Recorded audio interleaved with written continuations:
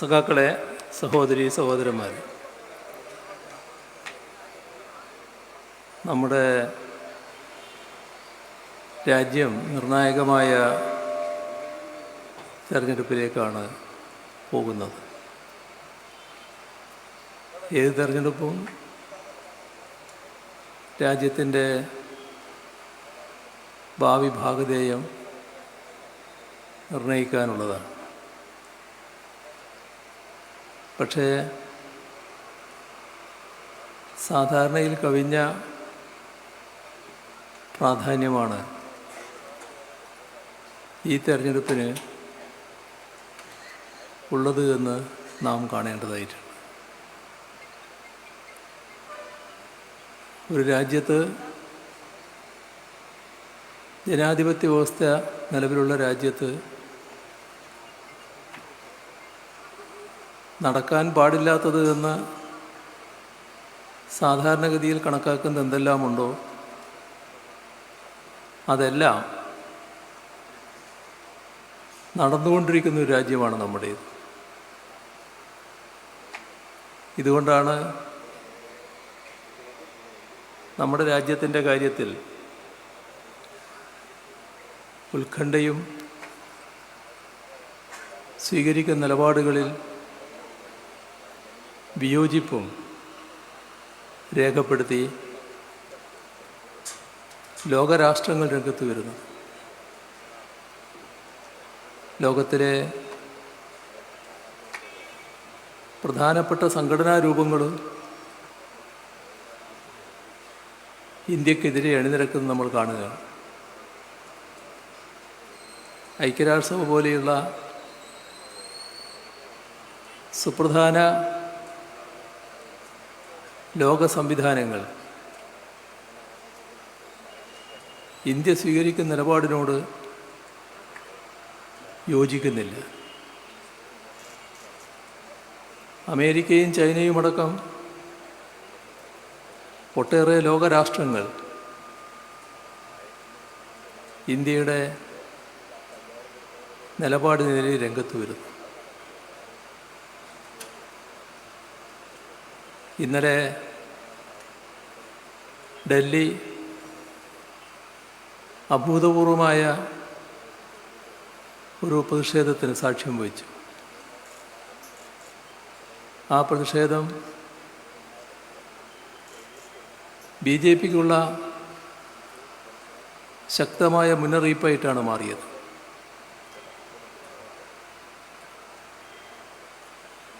India government 20,000-ൽ പരം ആളുകൾ പങ്കെടുക്കാൻ പാടില്ല എന്നൊരു നിബന്ധന കൊണ്ടുവരാൻ ശ്രമിച്ചു. പക്ഷേ ഇന്ത്യ ഗവൺമെൻറ് സംവിധാനങ്ങളെല്ലാം അമ്പരപ്പിച്ചുകൊണ്ട് ആ പരിപാടി നടന്ന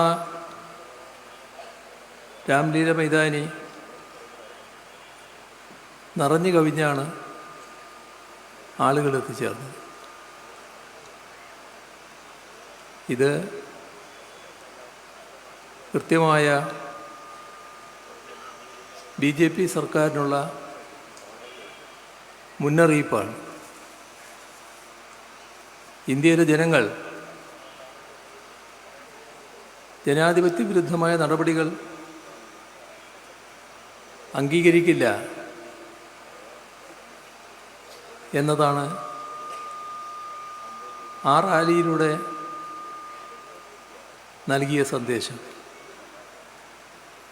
എന്തും ഭരണാധികാരികൾക്ക് കാണിക്കാമെന്ന് വന്നാൽ ജനാധിപത്യ സംവിധാനം പുലരണമെന്ന് ആഗ്രഹിക്കുന്ന ജനങ്ങൾ അതിനെതിരെ രംഗത്ത് വരും. നമ്മുടെ രാജ്യത്തിൻ്റെ ചരിത്രം അതാണ്. ഒരു കാലത്ത് ഇന്ത്യയാണ് ഇന്ദിര എന്ന് ചിലരിവിടെ പറഞ്ഞു നടന്നിരുന്നു. രാജ്യത്തിന് ചേരാത്ത നടപടികളുമായി ആ ഗവൺമെൻറ് വന്നപ്പോൾ രാജ്യത്ത് 1977 അവരെ പരാജയപ്പെടുത്തുന്നത് നമ്മുടെ രാജ്യം കണ്ടു. അതാണ് ജനങ്ങളുടെ കരുത്ത്. ഇവിടെ വാജ്പേയിയുടെ ഗവൺമെൻറ് 5 വർഷം പൂർത്തിയാക്കി. വീണ്ടും 5 വർഷം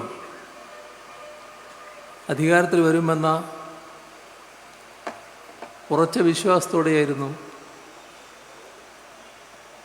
വാജ്പേയിയുടെ നേതൃത്വത്തിന് തിരഞ്ഞെടുപ്പ് നടന്നത്.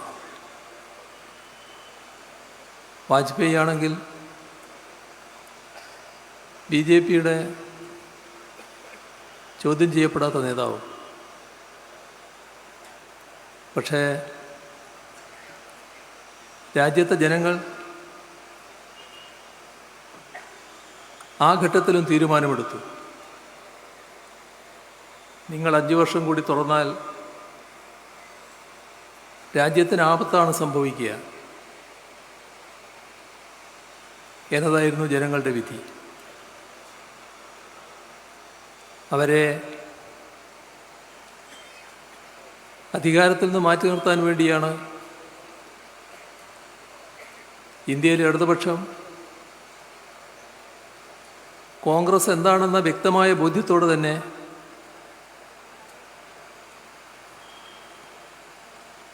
ഒന്നാം UPA ഗവൺമെൻറ്റിന് പിന്തുണ നൽകിയത്. ഇതെല്ലാം ചരിത്രത്തിൻ്റെ ഭാഗമാണ്. ഇവിടെ ഇന്നലെ നടന്ന റാലി BJPക്ക് മുന്നറിയിപ്പാകുമ്പോൾ തന്നെ നല്ലൊരു അനുഭവ പാഠം കോൺഗ്രസിനും സമ്മാനിക്കുകയാണ്. കോൺഗ്രസിൻ്റെ നിലപാടാണ് ഇത്തരമൊരു റാലി നടത്തുന്നതിന് ഇടയാക്കിയത് എന്നത് നാം കാണുന്നു. ഇവിടെ ഡൽഹി മുഖ്യമന്ത്രി അരവിന്ദ് കെജ്രിവാളിനെ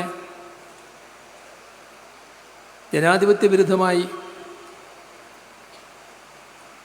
ഇന്ത്യ ഗവൺമെൻറ് ഇടപെടലിലൂടെ ED അറസ്റ്റ് ചെയ്ത് കസ്റ്റഡിയിൽ വച്ചിരിക്കുന്നു. അതിനെതിരെയാണ് അമേരിക്കയും ജർമ്മനിയും അടക്കം ഇന്ത്യയുടെ സുഹൃത്ത് രാഷ്ട്രങ്ങൾ രംഗത്ത് വന്നത്. നീതിന്യായ വ്യവസ്ഥക്ക് കോട്ടം തട്ടില്ല എന്ന് പ്രതീക്ഷിക്കുന്നുവെന്ന് ഐക്യരാഷ്ട്രസഭയ്ക്കും പറയേണ്ടി വന്നു. BJPയുടെ ED ഇടപെടുന്ന ഒരുപാട് കാര്യങ്ങൾ നമ്മൾ കാണുകയാണ്. എങ്ങനെയാണ് EDക്ക് ഇവിടെ ഇടപെടുന്നതിന് അവസരമുണ്ടായത്?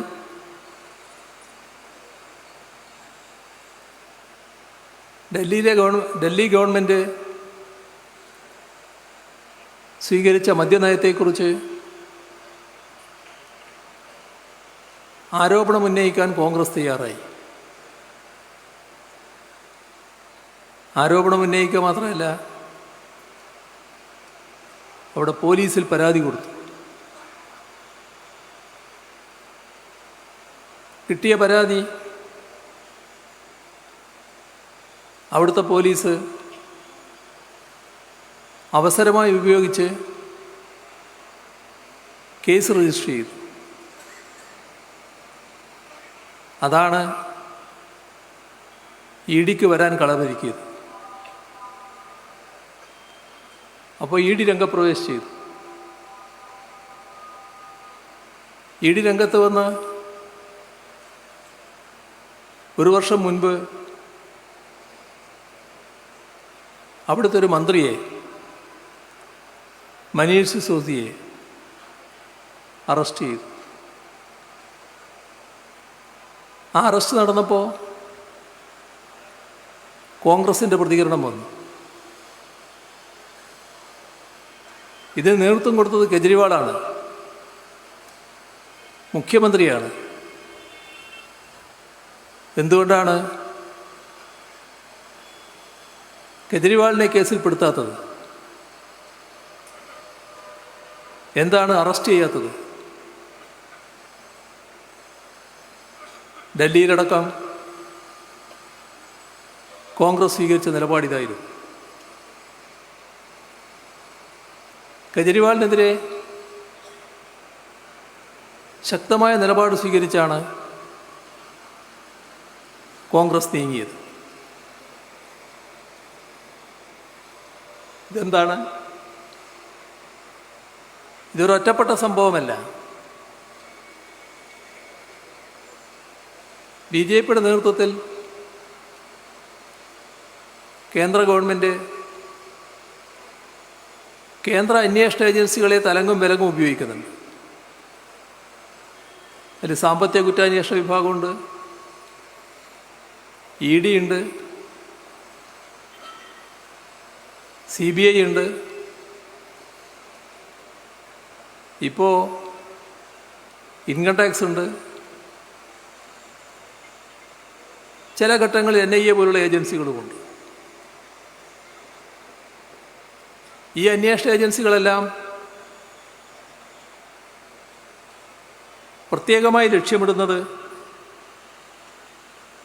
നമ്മുടെ രാജ്യത്തെ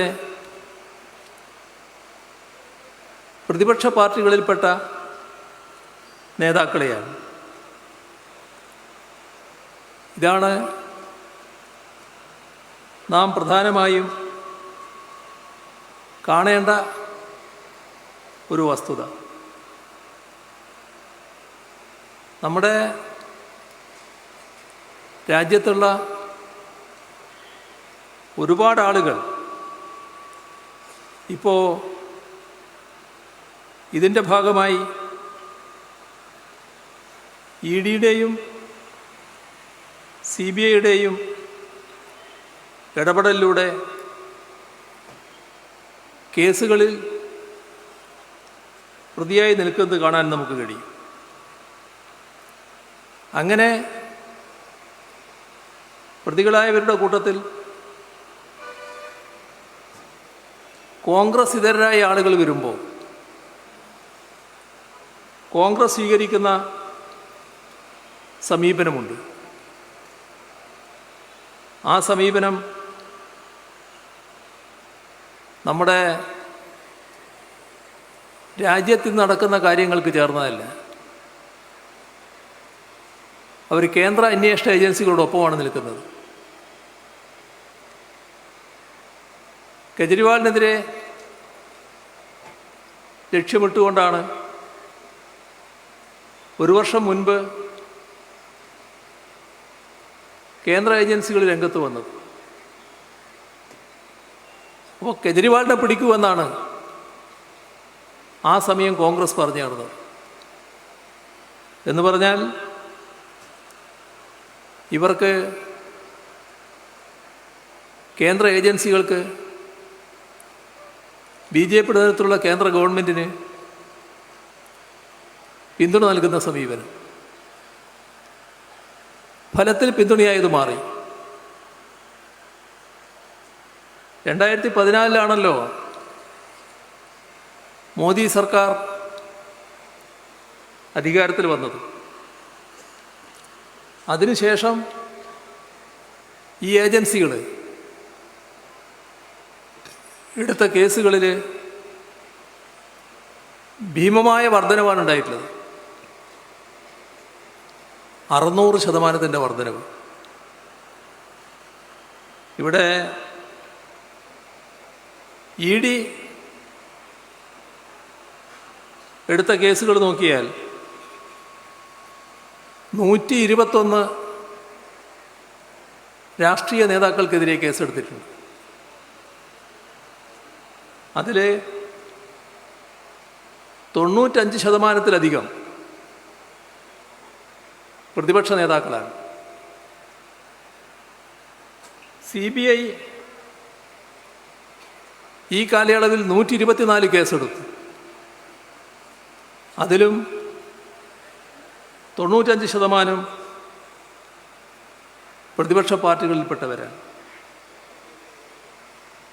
അപ്പോൾ കോൺഗ്രസ് ഇതര പ്രതിപക്ഷ പാർട്ടികളിൽപ്പെട്ടവരെ കേസിൽപ്പെടുമ്പോൾ അതിനെ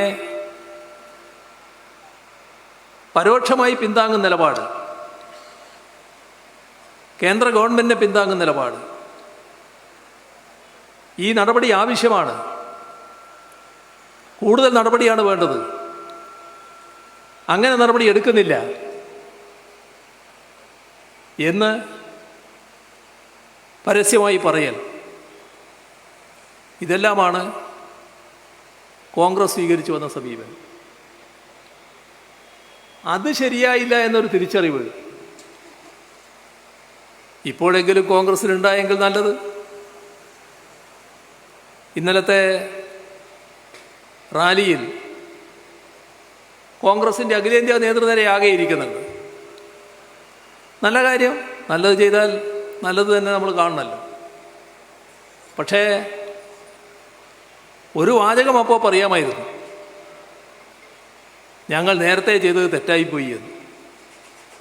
അത് പറയാനുള്ള ആർജവം കാണിക്കണമായിരുന്നു. മേലിലെ കേന്ദ്ര ഗവൺമെൻറ്റിൻ്റെ അന്വേഷണ ഏജൻസികൾ നടത്തുന്ന നിലപാടുകൾ, അവരുടെ വേട്ടയാടലുകൾ, അതിൻ്റെ ശരിയായ സ്പിരിറ്റിൽ തന്നെ ഞങ്ങൾ ഉൾക്കൊള്ളും. ഞങ്ങളുടെ ആളുകൾക്കെതിരെ മാത്രമല്ല, രാജ്യത്തെ പ്രതിപക്ഷ നിരയിലുള്ള പാർട്ടികളെ ദുർബലപ്പെടുത്താൻ കേന്ദ്ര ഗവൺമെൻറ് സമ്മതിക്കില്ല. ഞങ്ങൾ ഞങ്ങളുടെ നിലപാടതിനെതിരെ ഉയർത്തും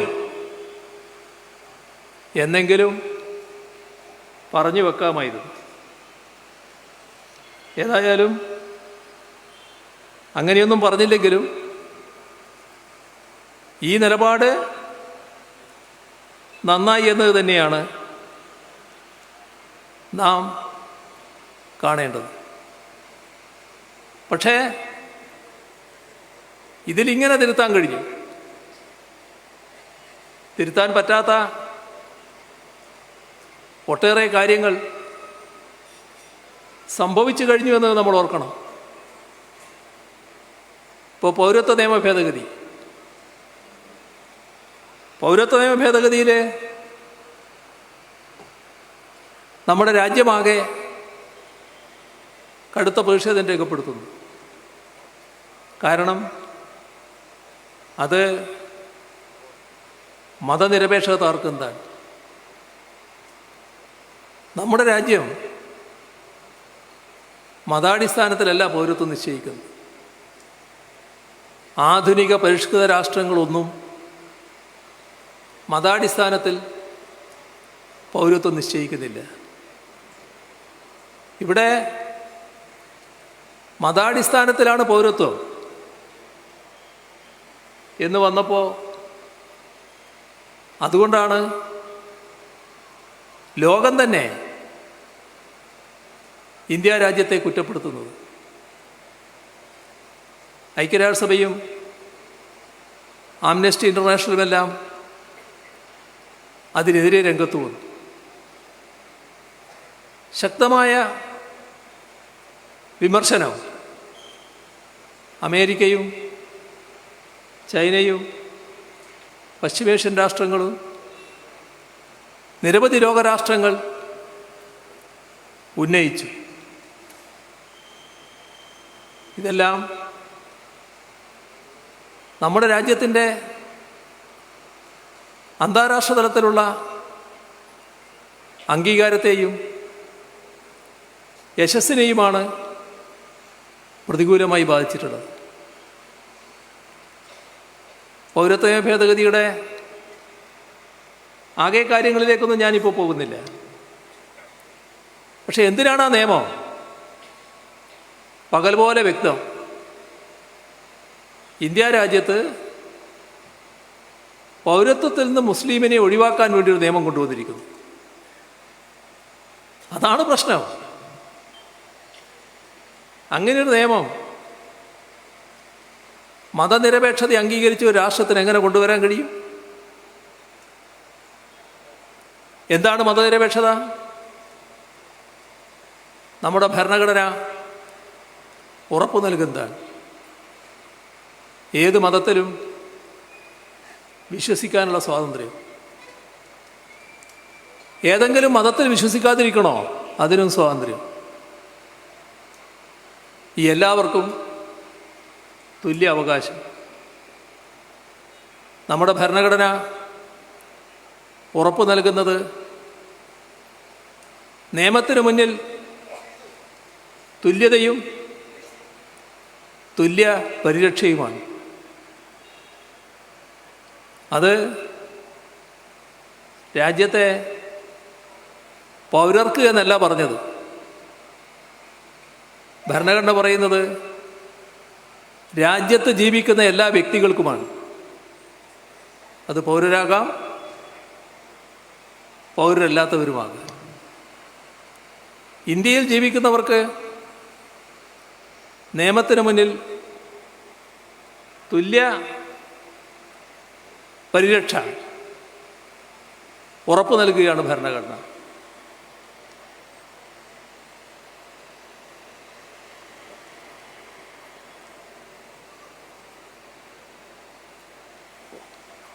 ആ ഒരു രാജ്യമാണ് നിങ്ങൾക്ക് പൗരത്വമില്ല എന്നൊരു വിഭാഗത്തോട് പറയുന്നത്. ഈ നിയമത്തിൽ 6 വിഭാഗങ്ങളെ പ്രത്യേകം എടുത്തു പറഞ്ഞിരിക്കുന്നു. അവർക്ക് മാത്രമാണ് പൗരത്വം എന്ന് പറഞ്ഞാൽ മുസ്ലിമിന് പൗരത്വം നിഷേധിക്കാൻ വേണ്ടി കൊണ്ടുവന്നൊരു നിയമം. അതാണ് ഈ നിയമം. അതുകൊണ്ടാണ് അതിനെതിരെ ശക്തമായ എതിർപ്പ് ലോകരംഗത്തടക്കം ഉയരുന്നത്. ഇവിടെ ചിന്തിക്കേണ്ട ഒരു കാര്യം, ഇത്തരമൊരു നിയമം നമ്മുടെ രാജ്യത്ത് കൊണ്ടുവരാൻ പറ്റുമോ? കൊണ്ടുവരാൻ പറ്റില്ല. കാരണം മൗലികാവകാശങ്ങൾ ഹനിക്കുന്ന ഒരു നിയമവും ഒരു സർക്കാരിനും കൊണ്ടുവരാൻ കഴിയില്ല. ഒരു നിയമനിർമ്മാണ സഭകൾക്കും അത്തരമൊരു നിയമം പാസ്സാക്കാനും കഴിയില്ല, പാടില്ല. ആര് പറഞ്ഞിരിക്കുന്നു? രാജ്യത്തിൻ്റെ പരമോന്നത കോടതി, സുപ്രീം കോടതി. ഇപ്പോഴല്ല, മുൻപേ കേശവാനന്ദ ഭാരതി കേസ് കൃത്യമായി പറഞ്ഞു വച്ചിരിക്കുന്നു. മൗലികാവകാശങ്ങൾ ഹനിക്കുന്ന നിയമം കൊണ്ടുവരാൻ രാജ്യത്ത് അധികാരമില്ല. ഇതത്തരമൊരു നിയമമാണ്. നമ്മുടെ ഭരണഘടന ഉറപ്പു നൽകുന്ന മൗലികാവകാശങ്ങൾ ഹനിക്കുന്നൊരു നിയമം. ആ തിരിച്ചറിവോടെയാണ് കേരളം ഈ നിയമം പാസാക്കിയ 2019 തന്നെ ആ നിയമം കേരളത്തിൽ നടപ്പാക്കില്ല എന്ന് പരസ്യമായി പ്രഖ്യാപിച്ചത്. ഇത് ആ പ്രഖ്യാപനത്തിൽ മാത്രം നമ്മൾ നിർത്തിയില്ല. കാരണം കേരളം വ്യത്യസ്തമായ ഒരിടമാണ്. ജാതിഭേദവും മതദ്വേഷവും ഏതുമില്ലാതെ സർവരും സോദരത്വേന വാഴുന്നൊരു നാടാണിത്. നാം ഇക്കാര്യത്തിൽ എല്ലാവരെയും കൂട്ടിയോജിപ്പിക്കാനാണ് ശ്രമിച്ചത്. അന്ന് സർക്കാർ അതിന് മുൻകൈയെടുത്തു. തിരുവനന്തപുരത്ത് പാളയത്ത് രക്തസാക്ഷി മണ്ഡപത്തിൽ വലിയൊരു പ്രതിഷേധ കൂട്ടായ്മ, എല്ലാവരുടെയും ഒരു സംഗമം നടന്നു. കേരളത്തിലൊരു പരിച്ഛേദം അവിടെ ഉണ്ടായി. പ്രതിപക്ഷ നേതാവടക്കം പ്രതിപക്ഷത്തെ പ്രമുഖരെല്ലാം അതിൽ അണിനിരന്നു. ഈ നിയമത്തിനെതിരെ എല്ലാവരും സംസാരിച്ചു. തുടർന്ന് സർവകക്ഷി യോഗം ചേർന്നു. ഭരണഘടനാ സംരക്ഷണ റാലികൾ കേരളത്തിൽ പല ഭാഗങ്ങളിലായി നടന്നു. അതിനെല്ലാം പുറമെ പ്രത്യേക നിയമസഭ വിളിച്ചു ചേർത്തു. ഈ നിയമം പിൻവലിക്കണം എന്നാവശ്യപ്പെട്ടുകൊണ്ടുള്ള പ്രമേയം നിയമസഭ ഏകണ്ഠമായി അംഗീകരിച്ചു. അവിടെയും നിർത്തിയില്ല. ഈ നിയമം ഭരണഘടനാ വിരുദ്ധമായ നിയമമായതുകൊണ്ട് അതിൻ്റെ സാധുത ചോദ്യം ചെയ്തുകൊണ്ടുള്ള ഒരു സ്യൂട്ട് ബഹുമാനപ്പെട്ട സുപ്രീം കോടതി മുൻപാകെ സർക്കാർ ഫയൽ ചെയ്തു. ഇവിടെ ഇത്തരം നടപടികളെല്ലാം നാം എന്തുകൊണ്ടാണ് സ്വീകരിച്ചത്? ഈ നിയമം അനേക കോടി ജനങ്ങളെയാണ് ആശങ്കയിലും ഭീതിയിലും ആഴ്ത്തുന്നത്. വെറുതെയുള്ള ആശങ്കയാണെന്ന് പറയാൻ പറ്റുമോ? ഇന്നലെ വരെ ജീവിച്ചതുപോലെ ഇവിടെ ജീവിക്കാൻ കഴിയുമോ എന്ന ആശങ്കയാണ്. തലമുറകളായി ഈ മണ്ണിൻ്റെ സന്തതികളായവർ ഇനിയത് തുടരാൻ പറ്റുമോ? ഇവിടുന്ന് ആട്ടി ഓടിക്കപ്പെടുമോ? ഇതാണ് ആശങ്ക. അസ്ഥാനത്തുള്ളൊരാശങ്കയാണ് എന്ന് പറഞ്ഞ് തള്ളാൻ പറ്റുമോ അതിനെ?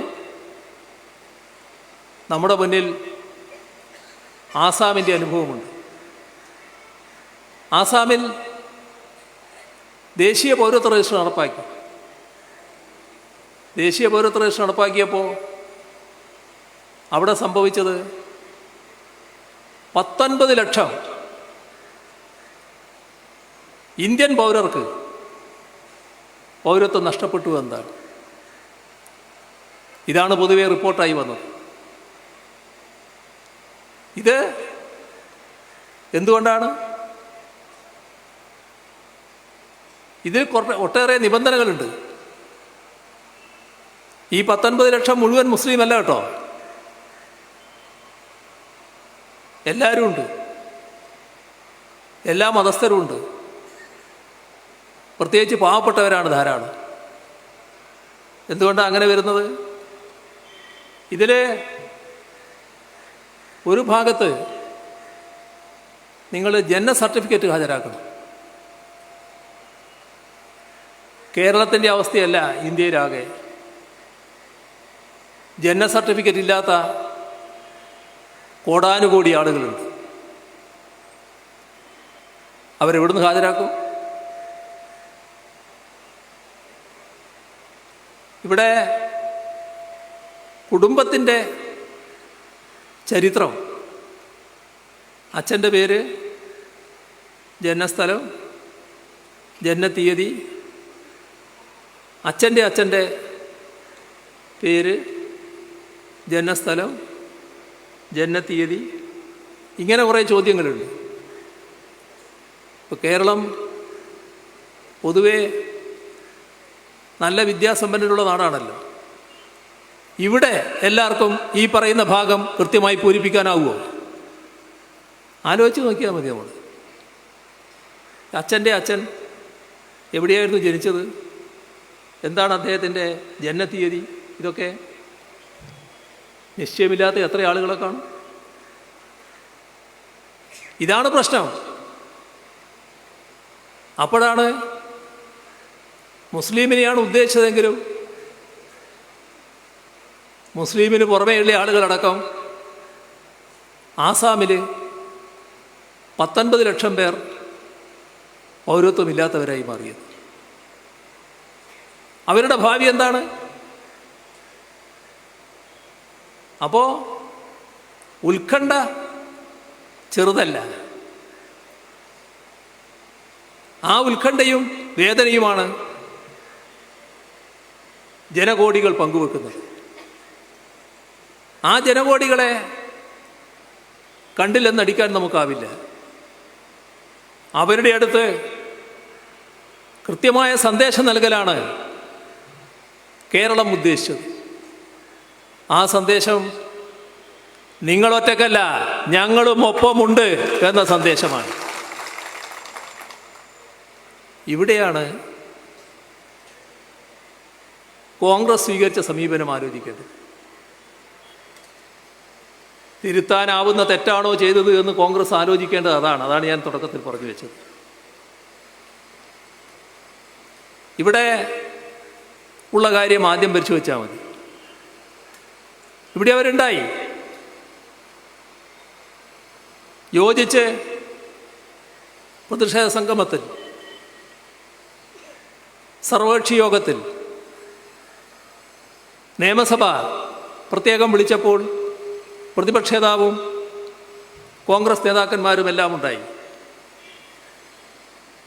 ഏകണ്ഠമായി പ്രമേയം അംഗീകരിച്ചു.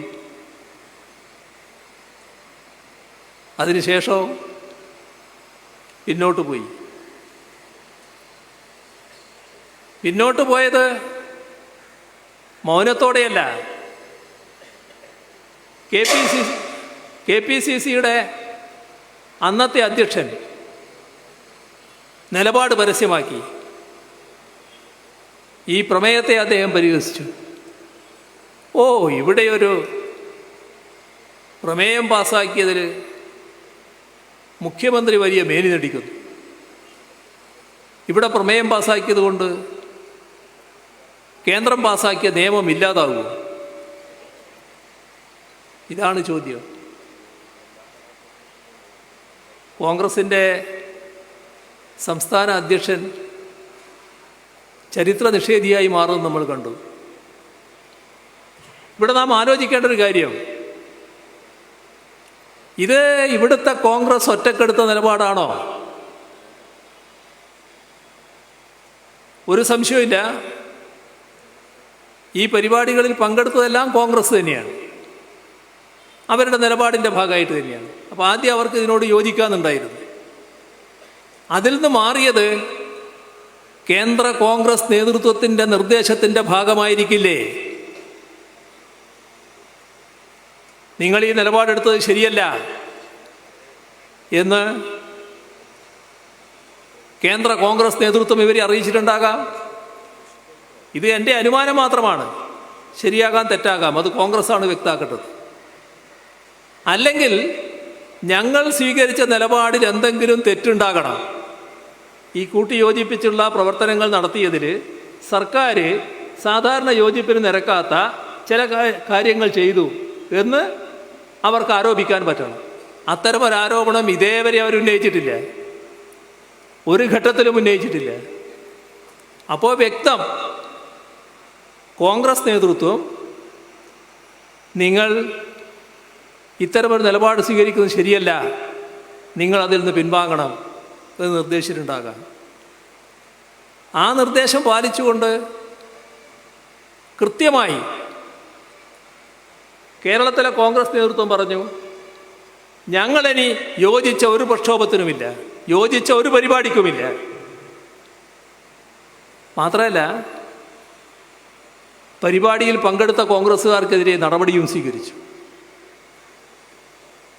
ഇത് അന്ന് 4 വർഷം മുൻപ് ഇരിക്കട്ടെ, ഇപ്പോഴാണല്ലോ ഈ നിയമം നടപ്പാക്കാനുള്ള നമ്മുടെ രാജ്യത്ത് നിയമം നടപ്പാക്കാൻ ചട്ടങ്ങൾ വേണമല്ലോ, ആ ചട്ടങ്ങൾ കൊണ്ടുവന്നത്. ആ ചട്ടം കൊണ്ടുവന്ന് നിയമം പാസ്സായി. ആകെ പ്രതിഷേധം. ആ പ്രതിഷേധത്തിൽ കോൺഗ്രസിന് എവിടെയെങ്കിലും കണ്ടോ?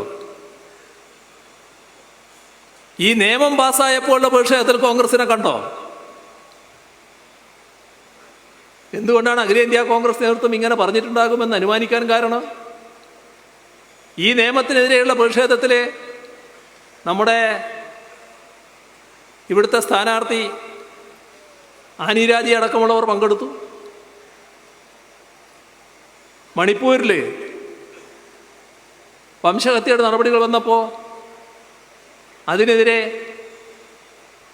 ശക്തമായ നിലപാട് സ്വീകരിച്ച് ആനി രാജ രംഗത്തുണ്ടായി. രാജ്യരക്ഷാ നിയമമനുസരിച്ചാണ് അവർക്കെതിരെ കേസെടുക്കാൻ തയ്യാറായത്.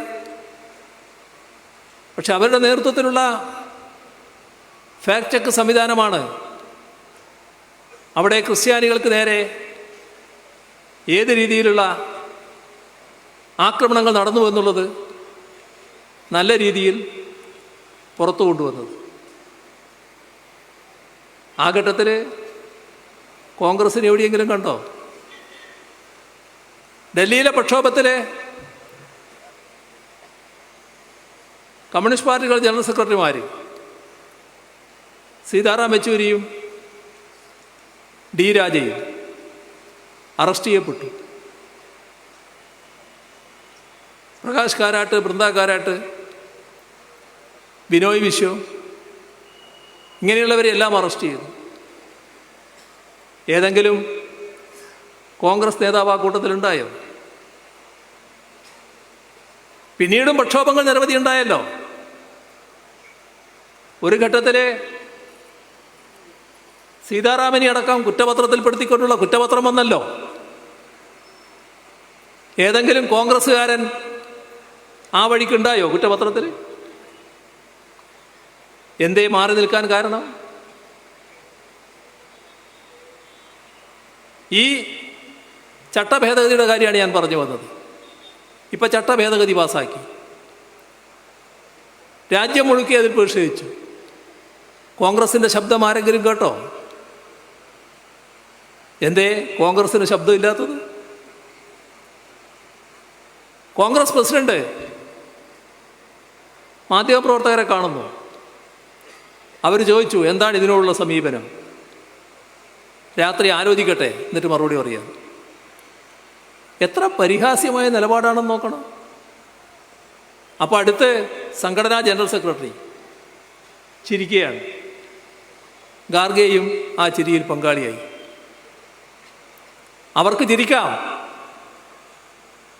രാജ്യത്തെ ജനകോടികൾ തീ തിന്ന് കഴിയുകയാണ്. അവരെ നോക്കിയാണ് ചിരിക്കുന്നതെന്ന് ഓർമ്മ വേണം. ഇതാണ് നാം ഓർമ്മിക്കേണ്ട കാര്യം. നിങ്ങൾ ചെയ്ത തെറ്റിന് പ്രായശ്ചിത്തമുണ്ടോ? രാഹുൽ ഗാന്ധി യാത്ര നടത്തിയല്ലോ. രാജ്യത്തെ മാത്രമല്ല, ലോകത്തെ പ്രശ്നങ്ങളിലടക്കം അദ്ദേഹം പ്രതികരിച്ചു. നല്ലത്. ഇതിനെപ്പറ്റി പറഞ്ഞോ? എവിടെയും ശബ്ദിച്ചില്ല. എല്ലാവരും പ്രതീക്ഷിച്ചു അവസാനം സമാപന ദിവസം പറയുമെന്ന്. അന്നും പറഞ്ഞില്ല. ഇതേവരെ പറഞ്ഞോ? എന്താണത്? BJP സ്വീകരിക്കുന്ന നിലപാടുകളുമായി സമരസപ്പെടാൻ എന്താണ് ഇത്ര ധൃതി? അതല്ലേ കാണാൻ കഴിയുക. ഇത് ഈ ഒരു കാര്യത്തിൽ മാത്രമാണോ? ഇവിടെ NIA ഭേദഗതി വന്നു. എന്തായിരുന്നു കോൺഗ്രസ് സ്വീകരിച്ച നിലപാട്? അതിനെതിരെ വോട്ട് ചെയ്തോ? എവിടെ പോയി നിങ്ങൾ? എന്താണ് അതിൻ്റെ എല്ലാം ഉദ്ദേശമെന്ന് എല്ലാവർക്കും അറിയാലോ. UAPA ആ നിയമത്തിൽ ഭേദഗതി കൊണ്ടുവന്ന് കൂടുതൽ ശക്തിപ്പെടുത്തുന്നു. ഒരു കരിനിയമം കൂടുതൽ കരിനിയമമാക്കുന്നു. ആ ഘട്ടത്തിൽ അതിനെതിരെ കേരളത്തിലുള്ള MP-മാരിൽ നിന്ന് ഒരാളുടെ ശബ്ദം മാത്രമേ ഉയർന്നുള്ളൂ. അന്ന് ഇടതുപക്ഷത്തിന് ഒരാൾ മാത്രമേ ഉള്ളൂ. അത് ആലപ്പുഴയിലെ പാർലമെൻറ്റ് അംഗം സഖാവ് ആരിഫായിരുന്നു. അദ്ദേഹത്തിൻ്റെ ശബ്ദം ആകാവുന്നത്ര ഉച്ചത്തിൽ മുഴങ്ങി. പക്ഷേ മറ്റുള്ളവരെല്ലാം കേരളത്തിൽ നിന്ന് ശബ്ദമുയരേണ്ടവർ നിശബ്ദരായി. അപ്പോൾ ഒറ്റയാളുടെ ശബ്ദം സ്വാഭാവികമായും അവിടെ നേർത്തതായി പോകുമല്ലോ. ഇതല്ലേ വസ്തുത? നിങ്ങൾ ആ നിയമത്തെ എതിർക്കാൻ തയ്യാറായോ? എന്താണ് അതിൻ്റെ ഉദ്ദേശമെന്ന് എല്ലാവർക്കും വ്യക്തമല്ലേ? എന്തേ അതിനെ എതിർക്കാൻ പറ്റാതിരുന്നത്? ഏക സിവിൽ കോഡ് എന്താണ് അതിൻ്റെ ഉദ്ദേശമെന്ന് എല്ലാവർക്കും അറിയാലോ. ഇപ്പോൾ കേരളത്തിലെ ക്രൈസ്തവ സഭയുടെ ഒരു മുഖമാസികയായ സത്യദീപം അതിനെക്കുറിച്ചൊരു മുഖലേഖനം എഴുതി. അവർ പറഞ്ഞു, ഏക സിവിൽ കോഡ് മുസ്ലിമിനെതിരെയാണ് എന്നാണ് പൊതുവെ ധരിക്കുന്നത്. എന്നാൽ അത് മുസ്ലിമിനെതിരായിട്ടുള്ളത് മാത്രമല്ല, രാജ്യത്ത് വിവിധ വിഭാഗങ്ങളുണ്ട്, വിവിധ സംസ്കാരങ്ങൾ, വിവിധ ജീവിത രീതികൾ, വിവിധ വ്യക്തി നിയമങ്ങൾ എല്ലാം ഇന്ത്യയിലുണ്ട്. ഇതെല്ലാം ഇല്ലാതാക്കുകയാണ്. നാനാത്വം നശിപ്പിക്കുകയാണ്.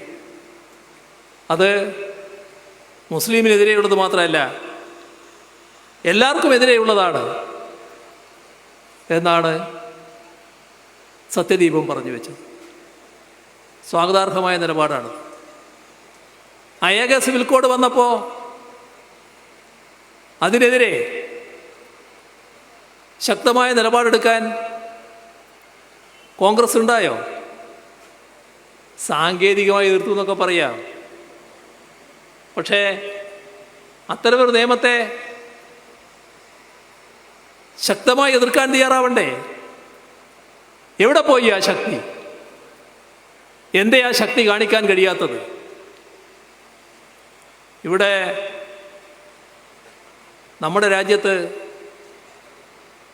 സംസ്ഥാനങ്ങൾ, ആ സംസ്ഥാനങ്ങളെ ഒരു കടലാസെടുത്ത് കയ്യിൽ പിടിച്ച് നിങ്ങൾ നാളെ മുതൽ സംസ്ഥാനമല്ല എന്ന് തീരുമാനിക്കുന്ന നഗ്നമായ ഭരണഘടനാ ലംഘനമല്ലേ ജമ്മു കാശ്മീരിൻ്റെ കാര്യത്തിൽ സംഭവിച്ചത്? ജമ്മു കാശ്മീരിനെ ആകെ ഒരു തടവറയാക്കി മാറ്റിയില്ലേ? ആ തടവറയിൽപ്പെട്ട ഒരാളായിരുന്നു അവിടെയുള്ള CPIM നേതാവ് തരിഗാമി. അദ്ദേഹത്തെ കാണാൻ CPIMൻ്റെയും CPIയുടെയും ജനറൽ സെക്രട്ടറിമാർ കാശ്മീരിലേക്ക് പോയി. എയർപോർട്ടിലിറങ്ങി. പുറത്തു പോകാൻ പറ്റില്ല എന്ന് ഗവൺമെൻറ്. അവർക്ക് തിരിച്ചു പോരേണ്ടി വന്നു. അക്കാര്യത്തിൽ സുപ്രീം കോടതിയെ സീതാറാം യെച്ചൂരി സമീപിച്ചു. സുപ്രീം കോടതി പോയി കാണുമെന്ന് പറഞ്ഞു. അങ്ങനെയാണ് കാശ്മീരിൽ പോയി സീതാറാം തൻ്റെ സഖാവായ തരിഗാമിയെ കാണുന്നത്. ഇവിടെ ചെറുവിരൽ കോൺഗ്രസ് അനക്കിയോ? ഫലപ്രദമായി എതിർത്തോ?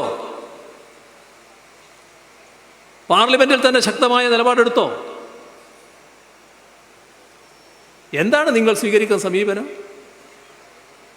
BJPയുടെ തപ്പുകൊട്ടുകാരായി മാറ്റുന്നില്ലേ? അതാണോ കോൺഗ്രസിൻ്റെ ഭാഗത്തുനിന്ന് വേണ്ടത്?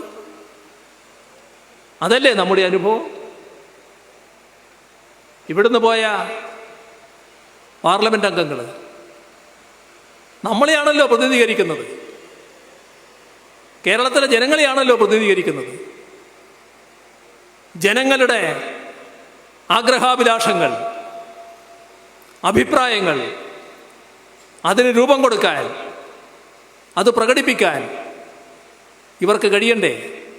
കഴിഞ്ഞോ? 5 വർഷക്കാലത്തെ അനുഭവം നാം വേദനയോടെ നോക്കി നിന്നില്ലേ?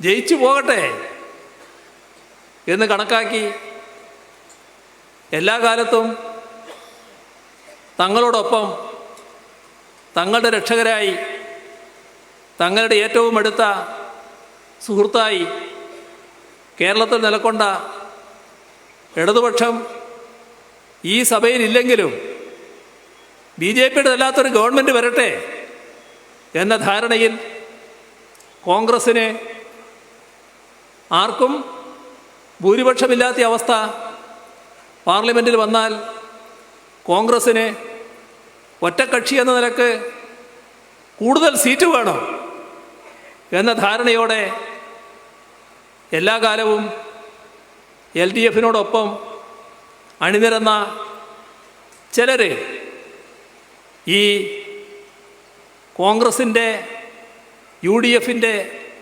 വിജയത്തിന് അനുകൂലമായ നിലപാടെടുത്തല്ലോ.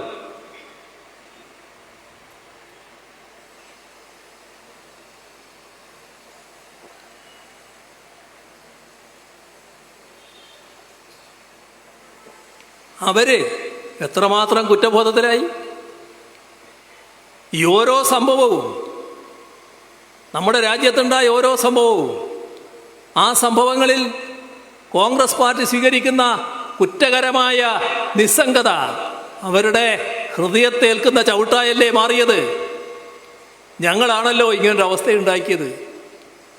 അല്ലെങ്കിൽ ഞങ്ങൾക്ക് വേണ്ടിയുള്ള ശബ്ദം, കേരളത്തിൻ്റെ ശബ്ദം എല്ലാ കാലത്തും ഉണ്ടായതുപോലെ പാർലമെൻറ്റിൽ ഉയരുമായിരുന്നല്ലോ എന്നല്ലേ അവർ കണക്കാക്കിയത്. പോട്ടെ, അത് കഴിഞ്ഞ കാലം. ഈ അനുഭവത്തിൻ്റെ അടിസ്ഥാനത്തിൽ നാം കൃത്യമായ നിലപാടെടുത്തു പോകണം. ആ നിലപാട് നമ്മുടെ അഭിപ്രായങ്ങൾ പ്രകടിപ്പിക്കാൻ പറ്റുന്നവരാകണം പാർലമെൻറ്റിൽ എത്തുന്നത്. അതാണ് ഏറ്റവും പ്രധാനം. ഇവിടെ മത്സരിക്കുന്ന സ്ഥാനാർത്ഥികളെ പരിശോധിച്ചാൽ നമുക്ക് ആ കാര്യത്തിൽ നല്ല വ്യക്തതയുണ്ടാകും. ഒരുപാട് പ്രശ്നങ്ങൾ നാം നേരിട്ടിട്ടുണ്ട്. കേരളം നേരിടാത്ത പ്രതിസന്ധികളില്ല എന്ന് പറയാം. ഈ ഘട്ടത്തിൽ ഏറ്റവും വലിയ നൂറ്റാണ്ടിലെ മഹാപ്രളയം, അതിൻ്റെ തൊട്ടു പിന്നാലെ അതിരൂക്ഷമായ കാലവർഷക്കെടുതി, അതിനു പിന്നാലെ ലോകമാകെ വിറങ്ങലിച്ച കോവിഡ് മഹാമാരി, പിന്നെ ഒരു ഘട്ടത്തിൽ നിപ്പ, വേറൊരു സമയം ഓഖി, ഇങ്ങനെ ഒരുപാട് പ്രതിസന്ധികൾ നമുക്ക് നേരിടേണ്ടി വന്നു. ആ പ്രതിസന്ധിയുടെ ഘട്ടത്തിൽ നമ്മുടെ നാട് ഈ രാജ്യത്തിൻ്റെ ഭാഗമാണ് എന്നതുകൊണ്ട് തന്നെ പ്രത്യേക സഹായം അർഹിക്കുന്നുണ്ടായിരുന്നു. നമ്മൾ ചോദിച്ചു, ആ സഹായം തന്നില്ല. സഹായിക്കാൻ നമ്മെ അറിയാവുന്ന, നമ്മെ നെഞ്ചേറ്റിയ, കേരളത്തെ നെഞ്ചേറ്റിയ ചില രാഷ്ട്രങ്ങൾ തയ്യാറായി. ഞങ്ങൾ സഹായം സ്വീകരിക്കില്ല എന്ന് പറഞ്ഞു. നമ്മളെ സഹായിക്കുന്നതിന് പ്രവാസി സഹോദരങ്ങൾ സന്നദ്ധമായി. അവർ ഏതെങ്കിലും ഒരു മന്ത്രി രാജ്യത്തേക്ക് വരണം, ഞങ്ങൾക്കത് കൂടുതൽ ഉത്തേജനമാകുമെന്ന് പറഞ്ഞു. മന്ത്രിമാർക്ക് സന്ദർശന അനുമതി കേന്ദ്രം നിഷേധിച്ചു. ഇതൊക്കെയാണ് നമ്മുടെ അനുഭവം. അർഹമായ സഹായം ലഭിച്ചില്ല, പ്രത്യേക പാക്കേജ് അനുവദിച്ചില്ല, നല്ല നാശം വിതച്ച പ്രകൃതി ദുരന്തം, കൂടുതൽ നാശത്തിലേക്ക് നാട് പോകട്ടെ എന്ന സമീപനം കേന്ദ്ര ഗവൺമെൻറ്റിന്. ആ ഘട്ടത്തിൽ കേരളത്തിൻ്റെ വികാരം പ്രകടിപ്പിക്കാൻ ബാധ്യതപ്പെട്ട UDF MPമാരിൽ നിന്ന് ആ വികാരമുണ്ടായോ? ആവശ്യമുയർന്നോ? കേരളത്തിന് ന്യായം ലഭിക്കണമെന്ന് പറഞ്ഞോ? എല്ലാറ്റിനും കേന്ദ്ര ഗവൺമെൻറ്റിനോടൊപ്പം നിന്നു. കേന്ദ്ര ഗവൺമെൻറ്റിനെതിരെ അരയക്ഷരം സംസാരിക്കാൻ തയ്യാറായില്ല. നമ്മുടെ ന്യായമായ ആവശ്യം ഉന്നയിക്കാൻ തയ്യാറായില്ല. എന്തെല്ലാം കാര്യങ്ങൾ, അതൊന്നും ഇപ്പം ഞാൻ വിശദമായിട്ട് പറഞ്ഞു പോകുന്നില്ല എന്ന് മാത്രം. എന്തൊരു മനോഭാവമായിരുന്നു! എന്താണത്? BJPക്ക് കേരളത്തോടുള്ള പ്രത്യേക വിരോധത്തിൻ്റെ കാരണം നമുക്ക് മനസ്സിലാകാം. പക്ഷെ ഇവർക്കെന്താണ് വിരോധം? ഇവരിവിടുന്ന് ജനങ്ങളെ പ്രതിനിധീകരിച്ച് പാർലമെൻറ്റിലെത്തിയിട്ട് ആ ജനങ്ങൾക്കെതിരെയുള്ള നിലപാട് LDFനെതിരെയല്ലോ, LDF സർക്കാരിനെതിരെയല്ലോ, ഈ നാടിനും നാട്ടിലെ ജനങ്ങൾക്കുമെതിരെയല്ലേ. ഇതിൻ്റെ എല്ലാം ഗുണഫലം നാടിനും നാട്ടുകാർക്കുമല്ലേ. നമ്മൾ തകരട്ടെ എന്ന ചിന്ത തകർന്നോ? നാം പറഞ്ഞു ആ ഘട്ടത്തിൽ, ഇപ്പോൾ തലയിൽ കയ്യും വെച്ച് കരഞ്ഞിരിക്കേണ്ട ഘട്ടമല്ല. നമ്മൾ ഈ ആപത്ഘട്ടത്തെ ഒരവസരമായി എടുത്ത് എങ്ങനെ ഈ നാട് ഉയരുമെന്നത് കാണിച്ചു കൊടുക്കണം. നാം എല്ലാവരും ഒറ്റക്കെട്ടായി അണിനിരക്കണം. എല്ലാവരും അണിനിരന്നല്ലോ. അതല്ലേ കേരളത്തിൻ്റെ പ്രത്യേകത. ഈ പറഞ്ഞവരെ എതിർക്കുന്ന നില സ്വീകരിച്ചെങ്കിലും, വിട്ടുനിൽക്കുന്ന നില സ്വീകരിച്ചെങ്കിലും നാടാകെ, ജനങ്ങളാകെ ഒന്നിച്ചണിനിരന്നില്ലേ? അതല്ലേ നമുക്ക് കാണാൻ കഴിഞ്ഞത്. നാം അഭിമാനകരമായി ഉയർന്നു വന്നു. ലോകം സ്തംഭിച്ചു നിന്നു. എങ്ങനെ ഈ ചെറിയൊരു സംസ്ഥാനത്തിന് ഇത്ര വലിയ നേട്ടങ്ങൾ ഉണ്ടാക്കാൻ കഴിയുന്നു എന്ന ആശ്ചര്യം പലരും രേഖപ്പെടുത്തി. അങ്ങനെയാണെങ്കിൽ നിങ്ങളെ തകർത്തു തന്നെ കാര്യം എന്ന് പിന്നെയും. ഇതിനു പുറമെ സാമ്പത്തിക ഞെരുക്കം, വലിയ തോതിൽ സാമ്പത്തികമായി ശ്വാസം മുട്ടിക്കാനുള്ള നീക്കം. നമ്മളിവിടെ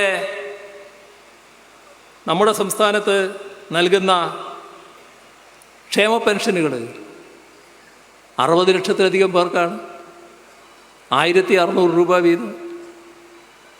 എന്താണ് ഇതിൻ്റെയൊക്കെ പ്രത്യേകത? ഇന്ത്യ രാജ്യം ദാരിദ്ര്യം ഏറ്റവുമുള്ള രാജ്യം. ലോകരാഷ്ട്രങ്ങളുടെ ഇടയിൽ നാം 107-ാം സ്ഥാനത്ത്. പിന്നെ 14 രാജ്യമേ നമ്മുടെ പിറകിലുള്ളൂ ലോകത്ത്, കേട്ടോ. 107-ാം സ്ഥാനത്താണ് നമ്മൾ.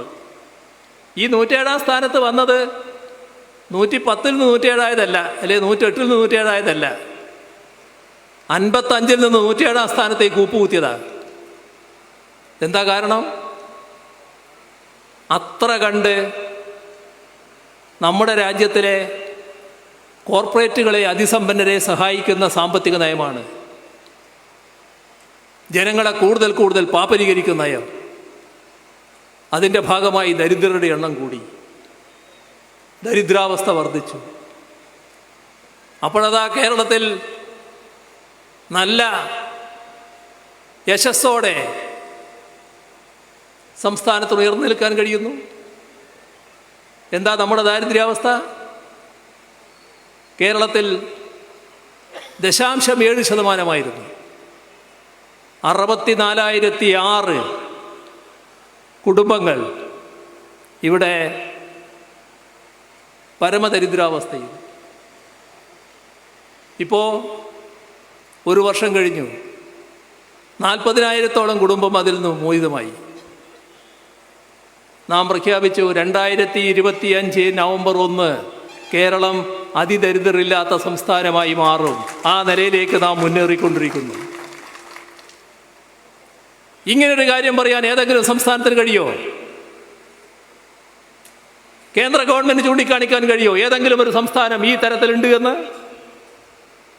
അതാണ് നമ്മുടെ പ്രത്യേകത. നാം ജനങ്ങളെയാണ് ചേർത്ത് പിടിക്കുന്നത്. ജനങ്ങളിൽ എപ്പോഴും പ്രത്യേക ശ്രദ്ധ വേണ്ടത് പാവപ്പെട്ടവരിലാണ്. ആ പാവപ്പെട്ടവരെ നല്ല രീതിയിൽ സഹായിക്കുക എന്നുള്ള ഉദ്ദേശത്തോടെ തന്നെയാണ് ക്ഷേമ പെൻഷൻ തുടങ്ങുന്ന കാലത്ത് വന്നത്. പിന്നെ അത് വർദ്ധിപ്പിച്ചത്.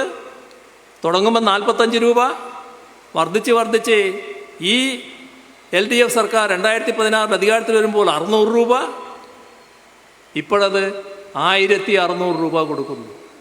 അത് മുടക്കാനാണ് കേരളത്തിൻ്റെ കയ്യിലുണ്ടാകേണ്ട പണം തടയുന്ന നില വന്നത്. അതിനെതിരെയാണ് സുപ്രീം കോടതിയിൽ പോയത് നമ്മൾ. സുപ്രീം കോടതിയുടെ വിധി എന്ന് വരുന്നതാണ്. എന്താ വിധി എന്നിപ്പോൾ ഞാൻ മനസ്സിലാക്കിയിട്ടില്ല. നേരത്തെ നൽകിയ വിധി നമുക്ക് ആശ്വാസമായി, അതിൻ്റെ ഭാഗമായി കുറച്ച് പണം കിട്ടി. അതെന്താ കാണിച്ചത്? നാം ഉന്നയിച്ച കാര്യങ്ങളിൽ കഴമ്പുണ്ട്. ഇവിടെ കോൺഗ്രസ് സ്വീകരിച്ച നിലപാട് സർക്കാരിൻ്റെ കെടുകാര്യസ്ഥതയാണ് ഇത്തരമൊരവസ്ഥയുണ്ടാക്കുന്നതെന്നാണ്. കെടുകാര്യസ്ഥയല്ല, കേന്ദ്ര ഗവൺമെൻറ് കാണിക്കുന്ന കുറ്റകരമായ അവഗണനയാണ് ഇതിനിടയാക്കിയത് എന്നത് വ്യക്തമായി. ഇതാണിപ്പോൾ ഉള്ള സ്ഥിതി. നമ്മുടെ നാടിനെ ദ്രോഹിക്കുന്ന നിലപാട് കേന്ദ്ര ഗവൺമെൻറ് തുറന്നു വരുന്നു. ആ കേന്ദ്ര ഗവൺമെൻറ്റിനെ പിന്താങ്ങുന്ന നിലപാട് കോൺഗ്രസ് സ്വീകരിക്കുന്നു, ഇവിടും ജയിച്ചു പോയ എംപിമാർ സ്വീകരിക്കുന്നു. അത് വേണോ? അതാണ് ചിന്തിക്കേണ്ടത്. നമുക്ക് നമ്മുടെ നാടിൻ്റെ താല്പര്യം ഉയർത്തിപ്പിടിക്കുന്ന, നമ്മുടെ രാജ്യത്തിൻ്റെ താല്പര്യം ശരിയായ രീതിയിൽ ഉയർത്തിപ്പിടിക്കുന്ന നിലപാടുകളാണ് പാർലമെൻറ്റ് അംഗങ്ങളിൽ നിന്നുണ്ടാകേണ്ടത്. സഖാവ് ആനി രാജയെ ആർക്കും സംശയിക്കേണ്ടതില്ല. ഈ കഴിഞ്ഞ കാലത്താകെ രാജ്യത്തുയർന്നു വന്ന എല്ലാ പ്രശ്നങ്ങളിലും അവരുടെ പ്രതികരണം നമുക്ക് കേൾക്കാൻ കഴിഞ്ഞിട്ടുണ്ട്. പ്രക്ഷോഭങ്ങളിൽ സജീവ സാന്നിധ്യമായി നിന്നിട്ടുണ്ട്.